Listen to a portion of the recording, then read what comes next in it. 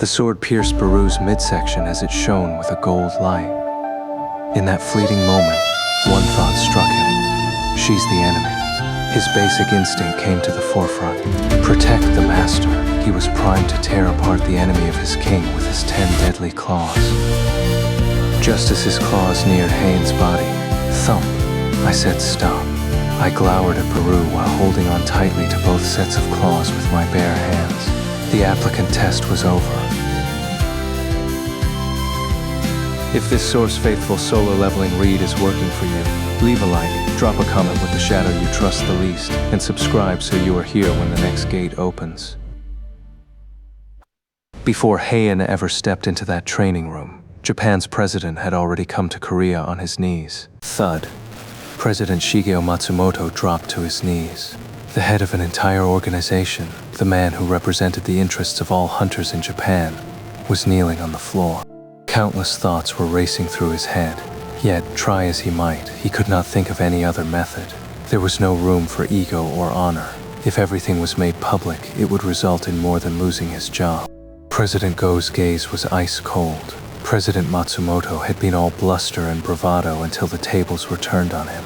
It'd be impossible for President Go to continue being cordial to him. Please get up. President Go coolly suggested that he drop the pointless apology, but this just compelled the Japanese man to stubbornly bang his head on the floor. Bam, bam. President Matsumoto kept begging. Japan has lost more than half of its power when it comes to high-rank hunters, so we desperately need the international community's help going forward. Although Japan had an excellent hunter system, losing half of their S-rank hunters meant an uncertain future for them. Their existing hunters could easily handle A-rank dungeons, but there was no telling what would happen if an S-rank gate spawned. What had happened on Jeju Island could happen to Japan as well. President Matsumoto's voice cracked as he continued. If that recording gets out, we'll be completely alienated.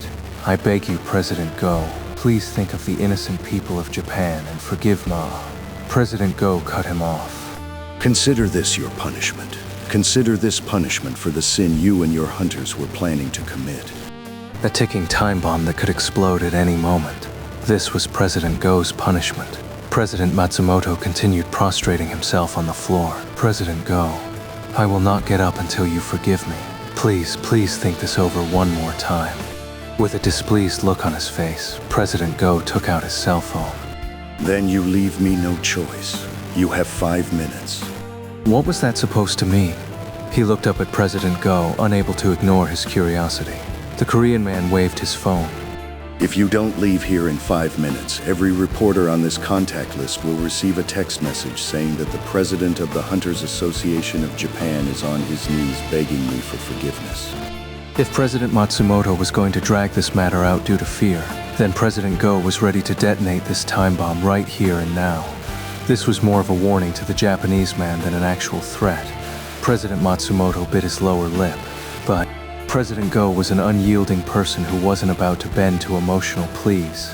President Matsumoto had realized this fact too late. He had sacrificed his pride to shoot his last shot, and it had backfired on him. As he rose helplessly on wobbly legs, President Go set down his phone.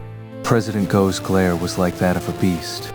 Be thankful to Hunter Sung, because if our hunters had been hurt by your decisions instead of that monstrous ant, you wouldn't have made it out of this room alive.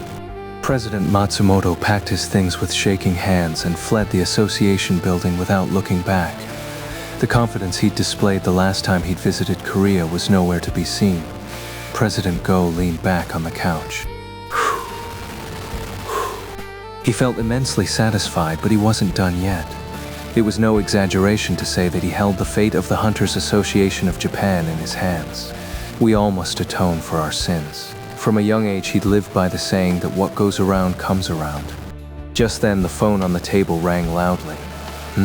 President Go picked up, and an urgent voice came through the receiver.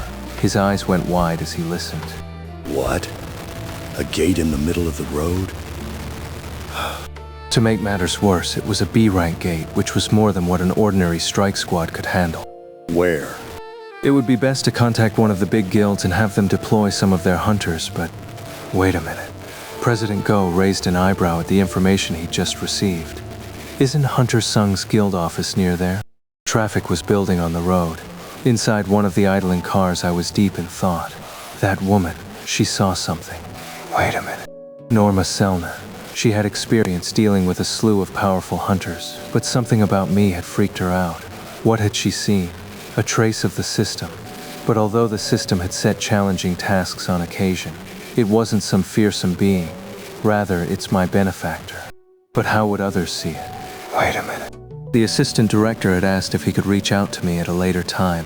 However, Norma appeared horrified at Michael's request. Her body language made it clear that she never wanted to see me ever again if she could help it. Besides, I was starting to have a sneaking suspicion that her ability would have no effect on me, since I was so fundamentally different from other hunters. No need to waste any more time. That was why I politely declined Michael's request. I would never forget the stunned look on his face. By the way, what's with all this traffic? I frowned at the sea of cars in front of me. See, this is why it's better to take the subway. I was wondering if there had been an accident when... My cell phone, which I had plugged in to charge, vibrated. I checked the caller ID. President Go? I had seen the president only a few hours ago at the funeral, so why the sudden call? I picked up. Hunter Sung, this is Gun-hee Go. President Go smoothly explained the current situation unfolding in the middle of Seoul. I asked him to confirm. Excuse me? A gate appeared in the middle of the road? No wonder. I'd had a feeling this was no ordinary traffic jam. I looked back to turn the van around, but it was bumper-to-bumper traffic, so I couldn't move an inch. I shook my head as I faced forward. President Go's next words were enough to eclipse my frustration over the traffic. Based on the evaluation of our staff, it's a B-rank gate. Would you like to take care of it? Whoa. I was barely able to keep myself from laughing at this amazing news. It wouldn't do to be excited over something inconveniencing so many others. I cleared my throat. But can I enter the gate without a raid permit? Hunter Sung, where do you get a raid permit? From the association. And who am I? I stifled another laugh. You're the president of said association. Please don't worry about it. Enter at will. I smiled widely. Thank you. I got out of the van and walked in the direction of the gate by following the emanating mana. I didn't have to park my vehicle since the road was basically a parking lot by this point. Yes, this black hole you see here is a gate that appeared today in the middle. Another reporter picked up the update. According to the information we've just received, this is a B-rank gate. Due to its high rank, a guild must be called in. Reporters had already surrounded the portal. The police were helping association employees cordon off the area. As I moved past the throng of reporters and approached the gate, an uptight-looking female employee blocked my path. She was the association representative assigned to the gate. Hold on, please. What do you think you're doing? She put her hand on my chest to push me back. You can't just come in here like this. But no matter how hard she pushed with her small hands, I was immovable. She eventually realized that I was a hunter and a high-rank one at that. Are you a hunter? I showed her my ID. Her eyes nearly fell out of her head. S-rank? Jinwoo Sung? That meant I was the hunter who'd performed so brilliantly against the magic beast ants on Jeju Island. She belatedly recognized me. Despite working for the association, she hadn't realized, since I looked different than how I'd appeared on TV. But in a crowd of this size, there would always be people who caught on faster. The murmurs started in the crowd. Huh? Is that guy? It's Jinwoo Sung. Jinwoo Sung is here to personally take care of the gate. The frustrated civilians perked up with delight at the sight of me. Being late for appointments was the furthest thing from their minds as they cheered me on. Regardless of this reaction from the crowd, however, the adamant attitude of the association rep didn't change. She hesitated before probing me. What brings you here? Did she even have to ask? There was only one reason for a hunter to be standing in front of a gate. Since it was self-explanatory, I simply pointed at the gate over the woman's shoulder. As the rep briefly looked back, she hardened her resolve. Too many hunters had lost their lives for failing to follow rules and procedures and for relying too much on their own powers. I'm sure that can happen to S ranks as well. She had been taught that the association existed in order to prevent these kinds of accidents. The safety of hunters was the priority of the association. Therefore, she couldn't allow someone as valuable as an S-rank hunter to get hurt, so she confidently spoke up. Even if you're an S-rank hunter, I can't allow you to ignore procedure. I was speechless as I stared at her, dumbfounded. I hadn't expected this reaction. She began to think that she had gotten through to me. Do you have a raid permit? I shook my head. Well, even if you did, I can't let you go inside the gate without the minimum number of required squad members. She stood firm, but I didn't think it came from a place of malice. She was simply a by-the-book type. I scratched the back of my head. It seemed as if I had no other choice. Please give me a second. I made an urgent call. As the call connected, I handed it to the rep. Here. She eyed the phone. Please, this call is for you. The association representative looked at me suspiciously. Well, who is it? I kept my answer dry. Another person you probably wouldn't allow in. She took the phone and her eyes widened as soon as she checked the caller ID. Jigun Hiko? Was the person on the other end really? She answered the phone nervously. Hi. Hello? A deep voice replied on the other end. Hi. This is President Go.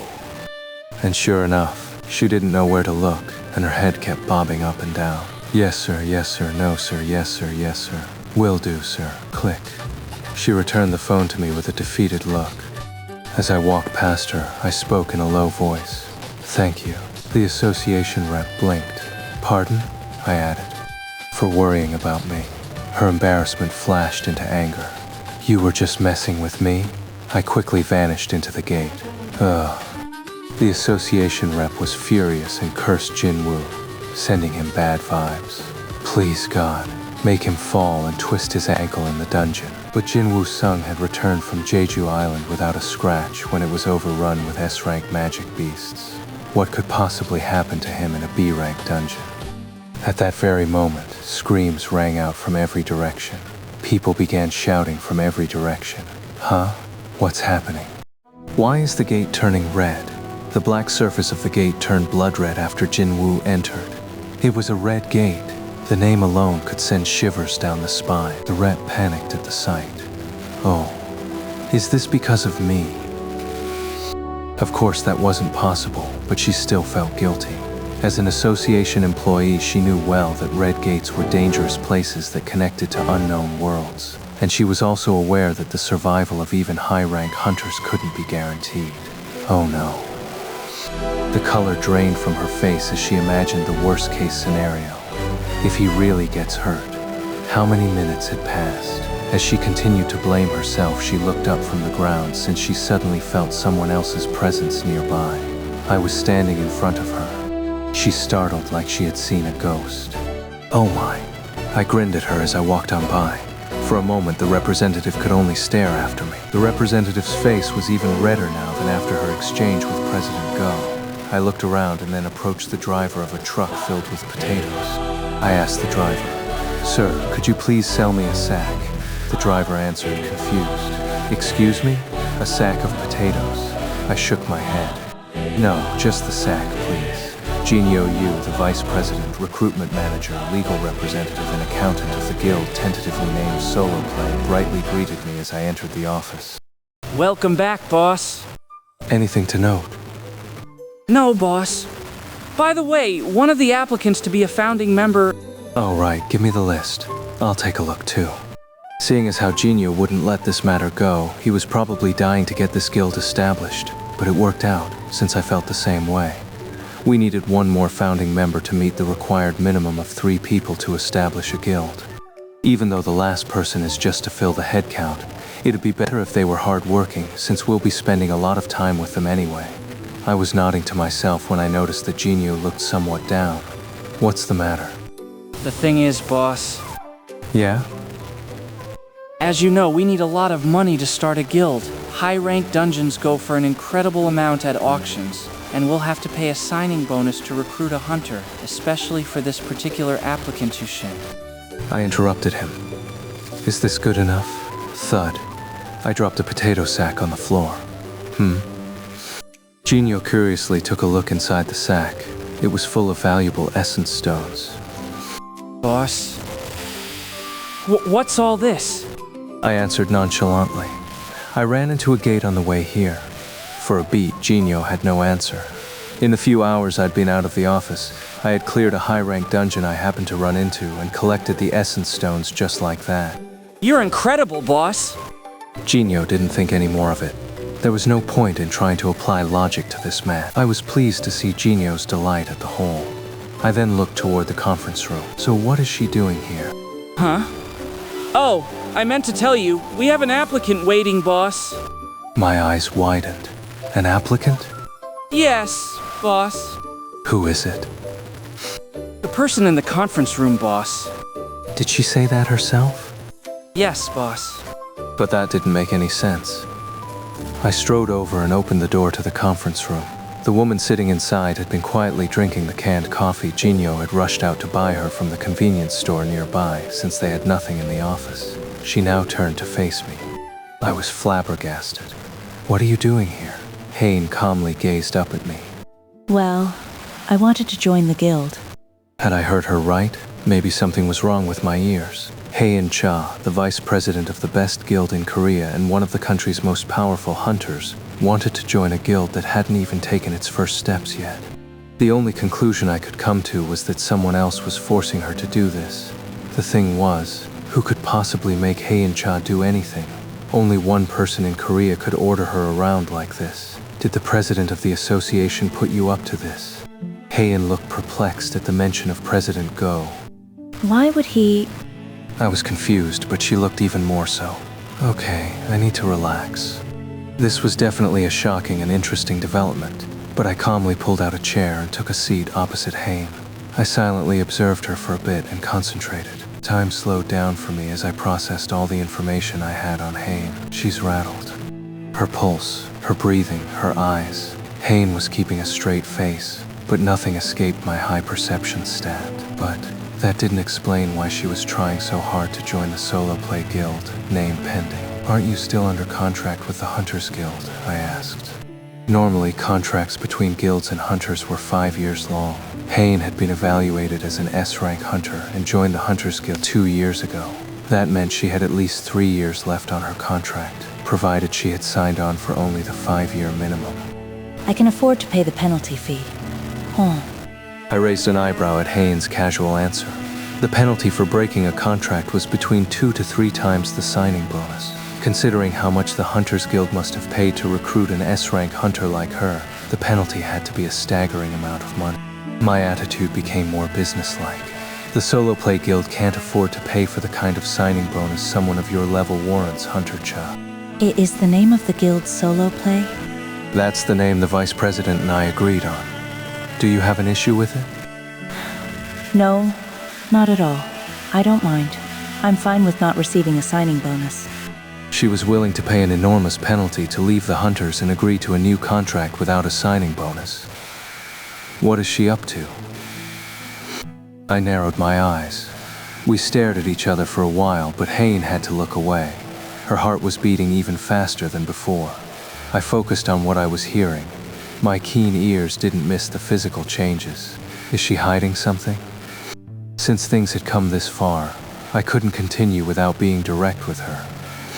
Why are you willing to go to such lengths just to join our guild? Haein fell silent. Like I'd thought, Haein pursed her lips, unable to answer easily. Considering how her face was turning red, I was now certain she was keeping something from me. Wait a minute. I thought back to how differently Haein had been acting at the funeral.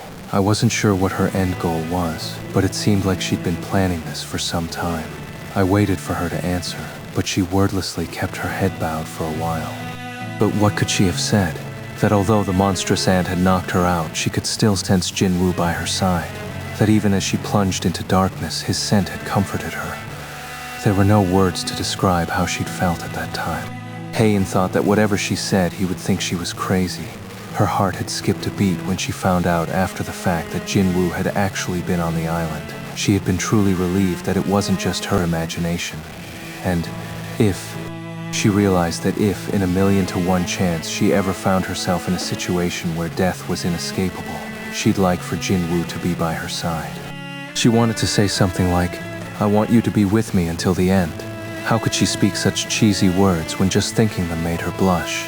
Haein wasn't the romantic type, so spouting words like that seemed an impossible task for her. So she gave him a prepared response instead. She finally looked up and met my eyes. I'd like a simpler life. This wasn't exactly the truth, but it wasn't a lie either. While she couldn't stand the smell of other hunters, just being near Jinwoo helped her unwind. That was what she meant by simpler.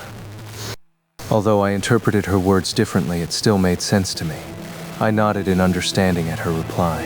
I figured she meant that working with a smaller guild and leaving one as large as the hunters would make her life easier. From what I remembered, Haein was only 22 or 23 years old. The burden of being an S-rank hunter has probably been too heavy for someone so young.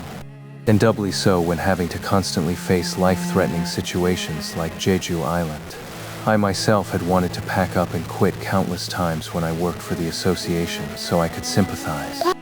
Unfortunately, I feel bad for Haein, but I still couldn't bring myself to just accept her. There was a reason I wanted to name the guild Solo Play. I planned to clear every dungeon we booked for the guild by myself. I'd asked Jinho to find someone to fill the quota like we'd done for the C-rank dungeons only because the rule about the minimum number of members was unavoidable. All this was so that I had a method of leveling up. However, letting Haein join the guild would only invite trouble. Even if she didn't want a signing bonus, we'd still have to pay her a salary, wouldn't we?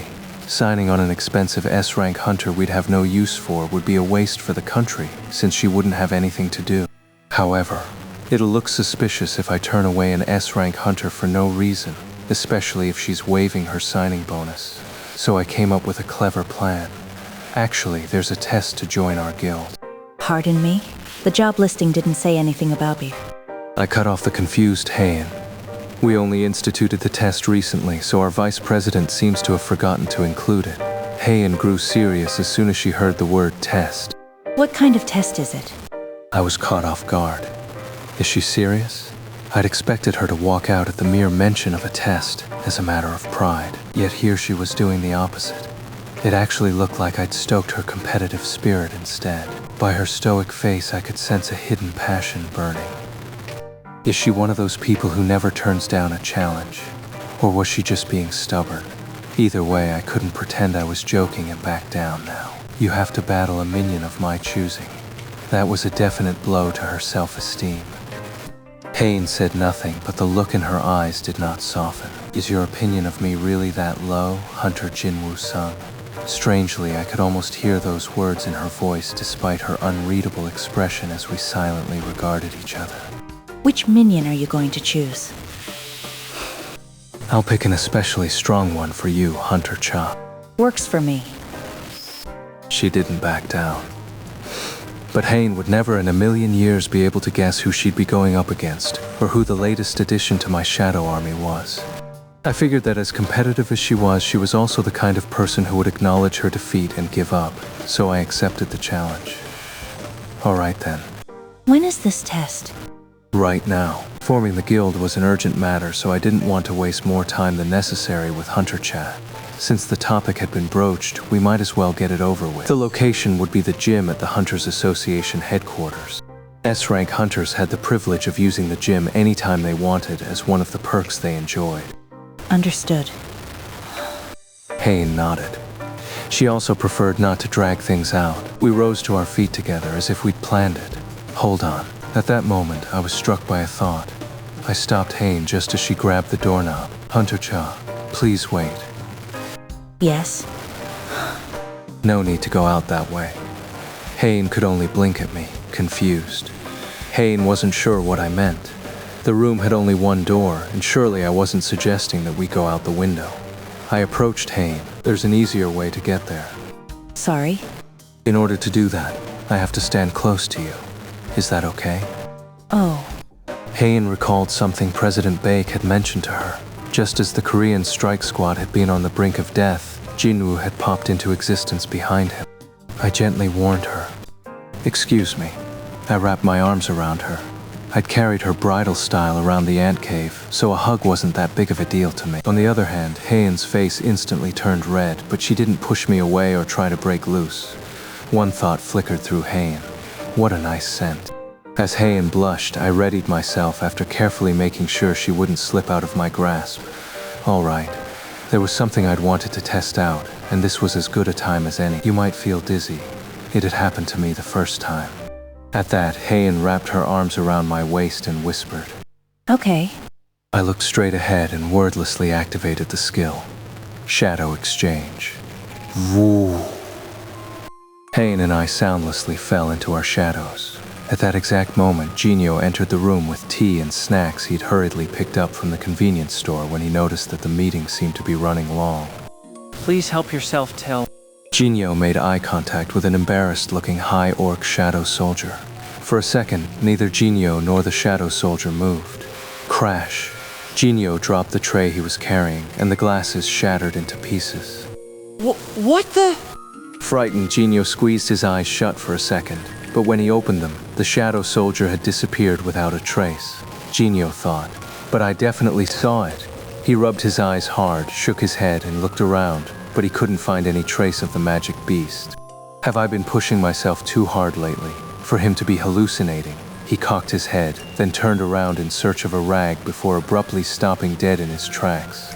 Where did the boss and Hunter Cha go? As I sank into the shadow, I could see the same thing happening to Haein. I knew it. My suspicion was correct. After using Shadow Exchange several times, I'd formed a theory about the true nature of the skill, and I had been proven right. Shadow Exchange created a gate, as evidenced by the fact that Haein and I were passing through together. The shadow on the ground serves as an entry point, with the exit being the destination, and the coordinates of the exit were determined by a soldier's location. The fact that I could create an actual gate, albeit with a 3-hour cooling-off period between uses, was amazing news. This meant that if I put my mind to it, I could travel back and forth from the other side of the planet every 3 hours. I swallowed at the revelation. My surprise didn't last long, though. The darkness soon gave way to light, and before we knew it, Haein and I arrived at the gym. I had left a shadow the last time I was here in the event I'd ever need to get to the association in a hurry. The lights started to turn on as the sensors detected our mana, making the gym quite bright. Haein could see the brightness through her shut eyes, so she opened them. How? She couldn't help but be shocked. They were somewhere with which she was very familiar, but it felt like her surroundings had changed in the blink of an eye. Haein wondered how this was possible. Haein had no idea such a skill existed. Amazed, she looked around before her gaze settled on me. She had a lot of questions but couldn't bring herself to ask them. She wasn't even sure how to articulate them. Besides, they were way too close together to have a proper conversation. I let go of her wrist and waist. You're safe now, so no need to hang on to me. Haein could only nod in silence as she rubbed the wrist I had been gripping. Let's start. I moved away from the corner where my high orc soldier had been hiding and walked to the center of the gym. Yes. As she joined me, Haein realized she'd left her sword in her car. Despite it being essential to her work, she couldn't very well bring a sword to a job interview. She told me as much. I left my weapon in my car here. Oh, you mean the pickaxe? Excuse me? You know, the one you were holding in the high orc dungeon. Haein flushed at the embarrassing memory she'd forgotten about. No, my weapon is... It dawned on her that I was teasing when I let out a small laugh. Haein stared at me in silence. I waved it off after taking in her red face. I'm only kidding. Enough joking around. But now what? Haein was great, but there was no way she could take on the soldier I had in mind with her bare hands. While I wanted my soldier to win, I didn't want her getting hurt either. Don't worry about it. Haein looked toward the equipment room of the gym. They should have something I can borrow. Oh? My eyes twinkled at this bit of information. Haein walked over to the door and swiped her hunter's license on the keycard reader next to it. The door swung open to reveal spare weapons that seemed very useful stored in rows inside the room. I was amazed by the readiness of the Hunters Association. I didn't know they had something like this. I had always wondered how the association dues were spent, but it looked like they put the money to good use. Haein inspected the weapons inside and came out wielding a sword similar in length to her own. I'm ready. Are you going to be okay with that? It's not your sword, so you might be uncomfortable with it. Haein shook her head.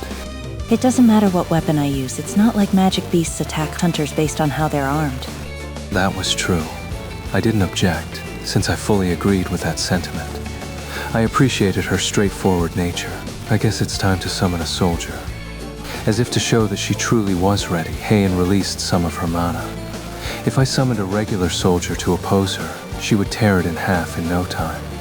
So I played the best card I could. Come out.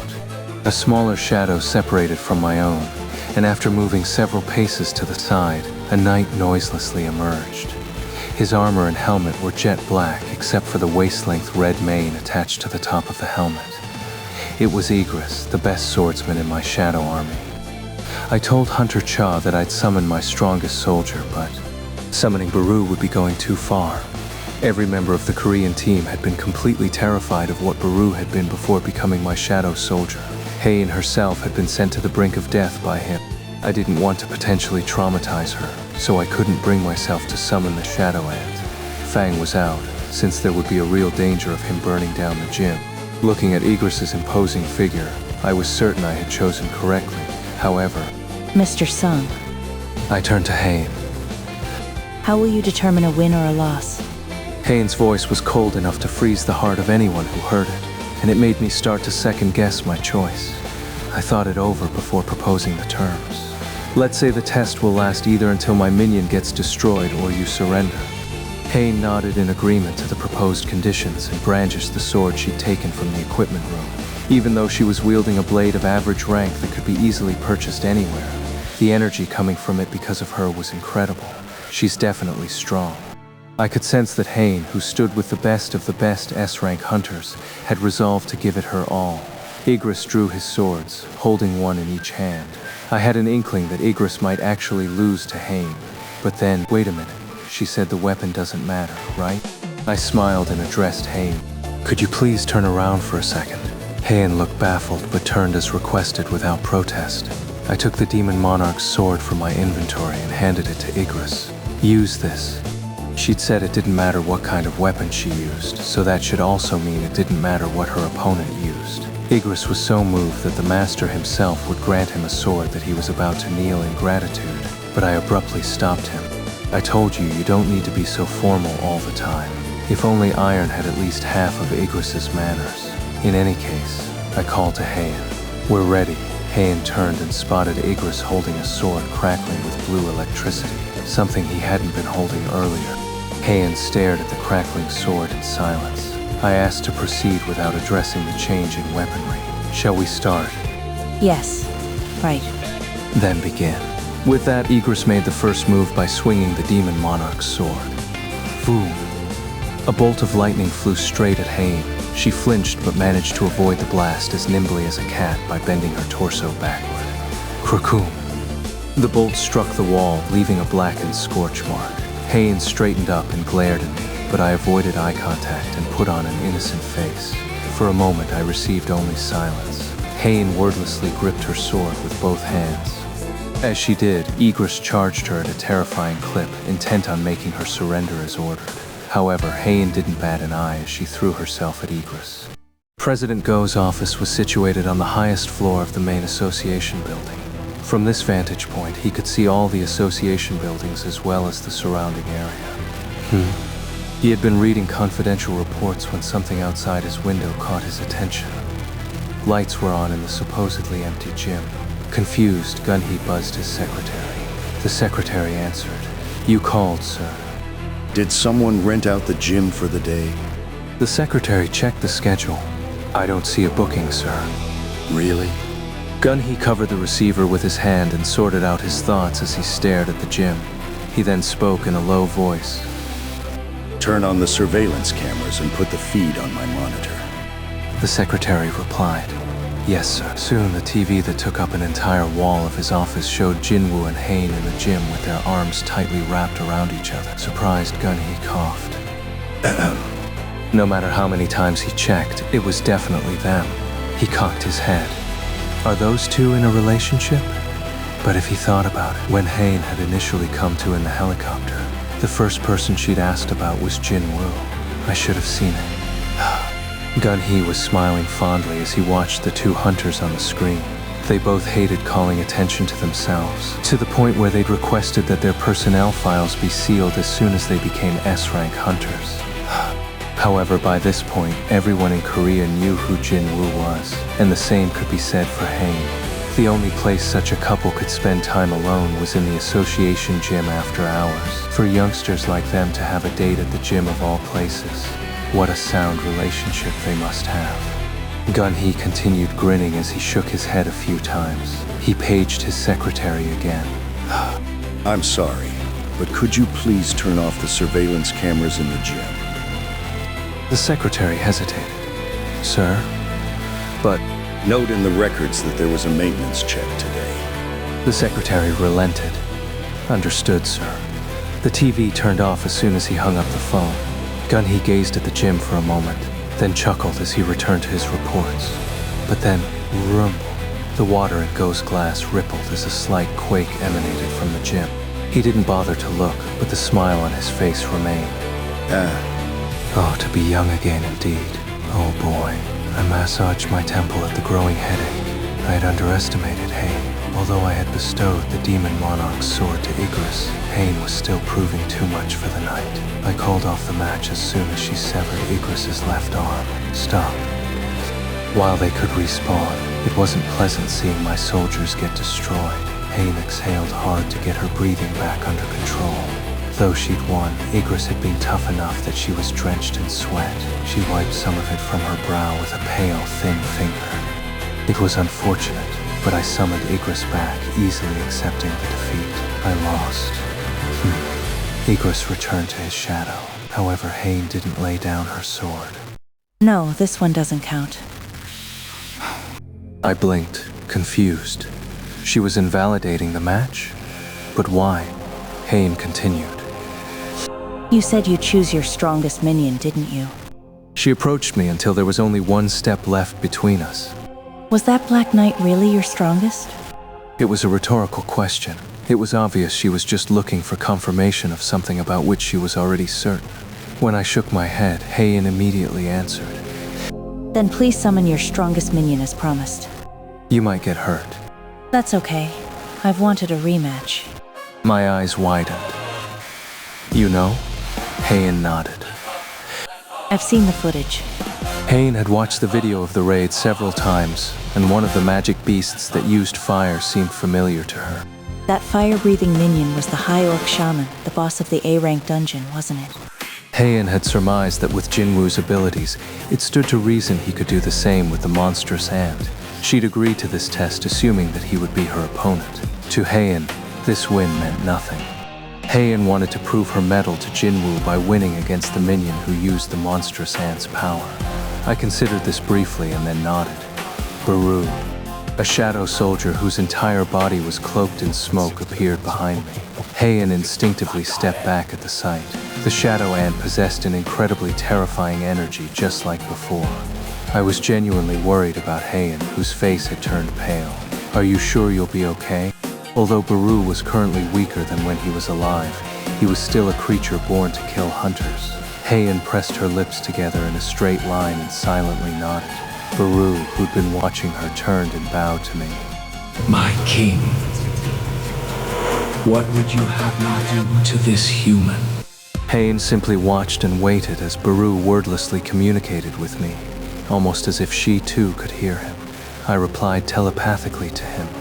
Defeat her without hurting her. As you wish. The former Ant King turned Shadow Soldier faced the apprehensive warrior.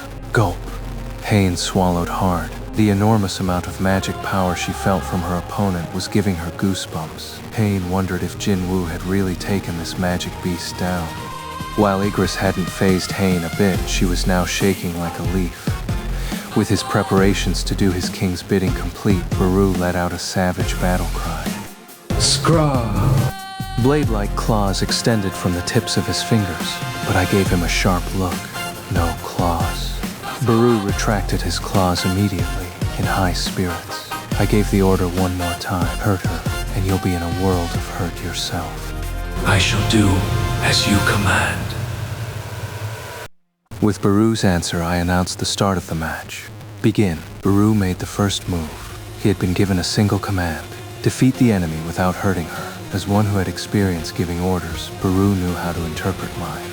Overwhelm her with a display of strength and make her lose her will to fight. Zim. Haein lost sight of Beru for a split second, and before she knew it, he appeared in front of her. Haein's breath caught. In that brief instant, despite being stunned by Beru's speed, Haein felt her reflexes kick in, and she struck him with her sword. She got in a few dozen attacks, but Beru avoided everything while keeping his feet glued to the same spot. His moves were precise without a single unnecessary action. He was so quick that he was a blur of afterimages. The power gap between them was unmistakable. To Haein, it didn't make sense. Haein was in disbelief as her strikes kept missing.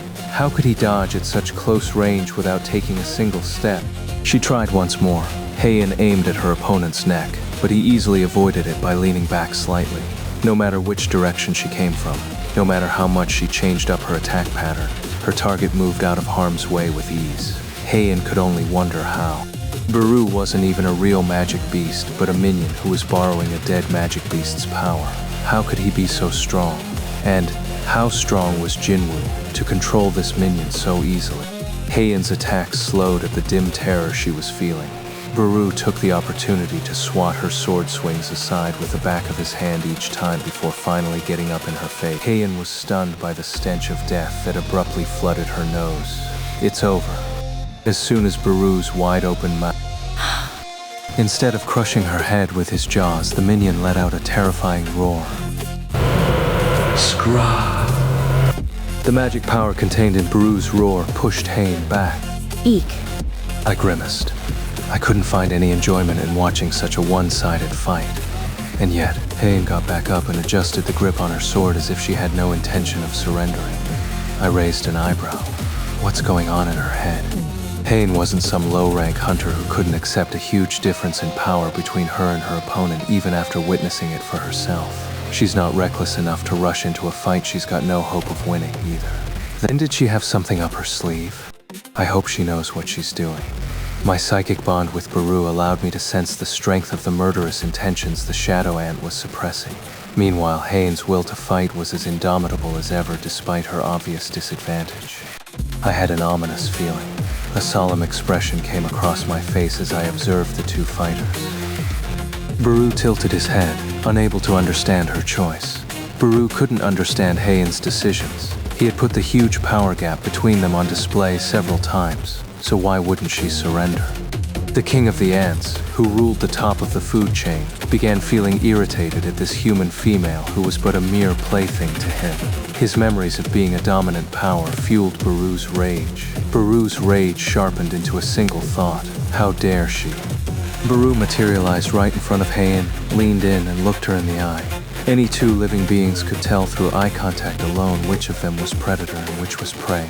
Her instincts should scream warnings at her. Beru's plan was to make Haein lose her will to fight by waking up her basic instincts, but it didn't seem to have worked. As I suspected, Haein still had a card left to play.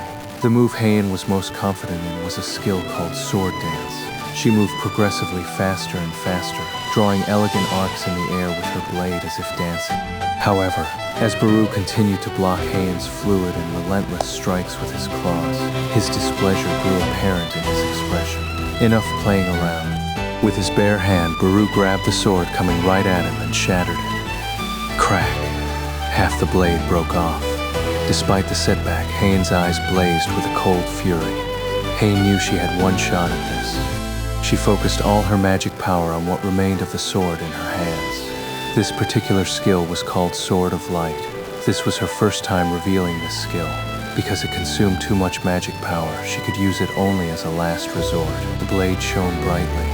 Beru had lowered his guard after breaking her sword, so she leaped toward him and thrust her weapon forward.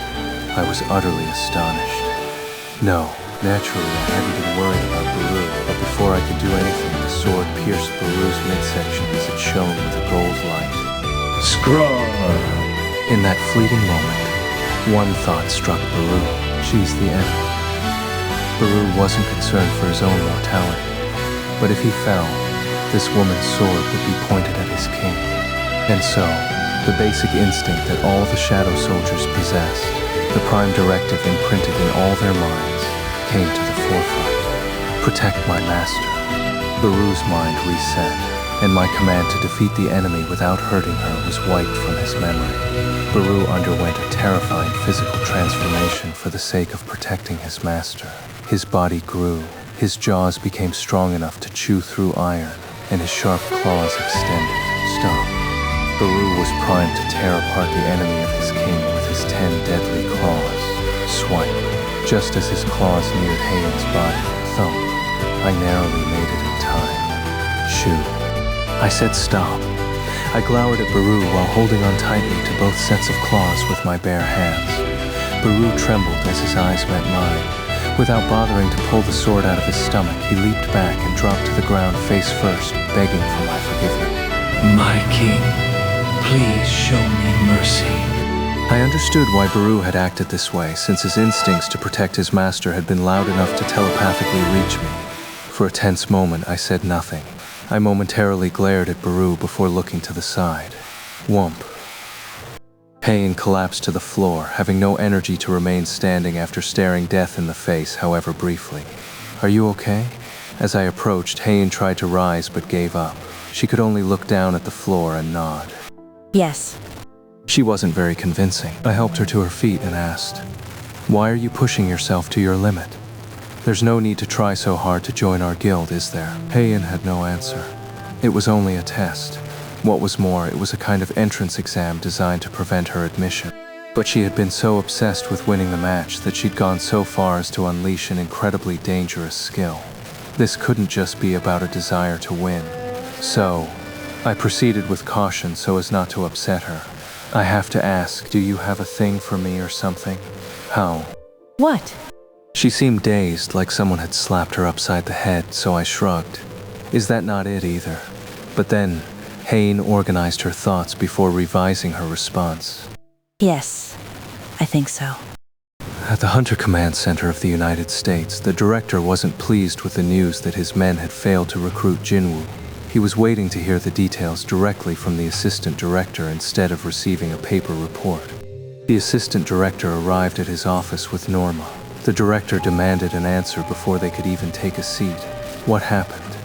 This was the first time anyone had turned down a recruitment offer involving Norma in the history of the Hunter Command Center.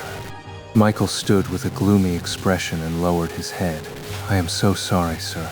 The director cut him short. "I didn't call you here for an apology." The director pressed a button that locked the door and covered up the glass walls of his office. The room was totally soundproof now. They took measures to avoid leaks regarding Norma, including refraining from using phones or emails for matters involving her. So the director still had no idea what exactly had occurred in Korea. The director asked again, "What happened over there?" Michael looked at Norma. She slowly nodded, and only then did Michael speak. Mrs. Sellner observed Hunter Sung.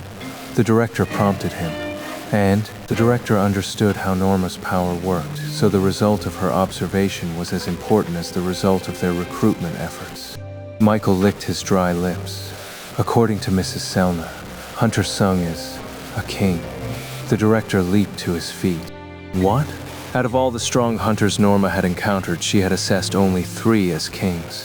The pinnacle of all hunters, each was powerful enough to shake up the global community, and Jinwoo had now been added to that short list. The director looked at Norma. "Does this mean that Hunter Sung holds the power of a national-level hunter?" She shook her head. The director furrowed his brow. "Oh?" Michael understood the director's reaction, as his had been the same. Norma let out a sigh.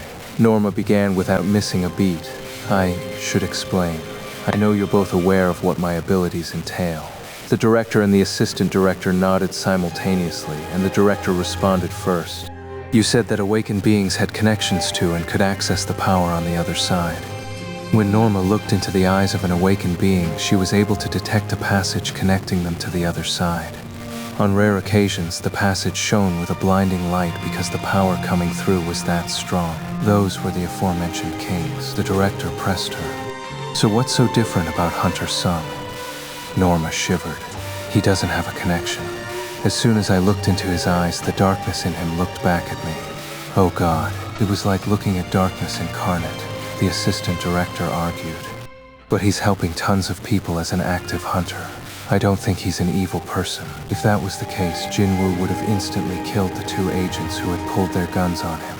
However, the Korean man had easily let it go. Norma shook her head with a firm expression. It's not about whether Hunter Sung is good or evil. I'm talking about the source of his power. The director had been listening quietly to them with a hand under his chin, and he finally spoke up. But you're certain that he's a powerful hunter, right? Norma nodded. Hunter Sung doesn't get his power from somewhere else. His power doesn't come through the passage, but rather it's within himself, so no connection limits his power. In other words, Michael shivered as the words unintentionally tumbled out of his mouth. There's no limit to his power. He couldn't wrap his mind around how powerful Jinwoo could become. The director was deep in thought after listening to everything. He eventually nodded as he came to a decision. Thank you, Mrs. Selma. After seeing Norma off, he led the assistant director to the basement of the Hunter Command Center. The assistant director asked where they were going. Where are we going, sir? The director answered. Sub-level 9. Michael frowned. The filing room where documents are stored. As he watched the elevator continue its descent, the director continued. There's more than documents down there. If Mrs. Selner's skill won't lure him here, we'll have to find something else that will. Jinwoo was young and possessed enormous power. If he was as impossibly powerful as Norma claimed, it didn't matter whether the source of his skill was light or dark. A knife held in self-defense would just be seen as a weapon by others. The director wanted to own the knife known as Jinwoo Sung. Upon arriving at sub-level 9, the director unlocked the door and ventured inside. A few employees greeted him as he passed, but he didn't even acknowledge them. The director asked, "Do you remember the first S-rank gate?" Michael answered at once. Of course. How could Michael forget the horrific dungeon break that crippled the western part of the United States? The government had offered the best hunters in the world a handsome reward to get rid of the boss of that S-rank gate, and they'd succeeded. However, only 5 hunters survived the ordeal. One magic beast had killed off dozens of the world's best hunters. Without their sacrifice, the country would have ceased to exist. Thus, they had granted the 5 hunters who'd saved the country all the rights, privileges, and powers the United States had to offer, giving each individual the same level of power and influence as the country itself. It was from this that the term national-level hunter was born. The director uttered the name of the magic beast that had caused the worst disaster in history. Kamish the dragon. Mage hunters claimed that Kamish meant an undying flame. The director entered the last room on this level and opened the safe inside, revealing a heavily secured rune stone. The director smiled as he placed his hand on the tempered glass box housing the rune stone. Yes, it is. This is the rune stone that came from Kamish's remains. After Kamish was defeated, 2 of the national-level hunters had settled down in the United States like a parting gift from Kamish. The United States had then established the Hunter Command Center and focused all their efforts on increasing the power of hunters so as to avoid a repeat of that tragedy. That was about 8 years ago. Since there were no mage hunters among the surviving national-level hunters, Kamish's runestone had been waiting a long time for a suitable master in the cold basement of the Hunter Command Center. A knowing smile came across the director's face as he gazed at the contents of the glass box. Kamish will give this wonderful country yet another invaluable gift. The United States is preparing their ultimate lure. Kamish's runestone has been waiting 8 years for a master. Subscribe and see what happens next in Solo Level.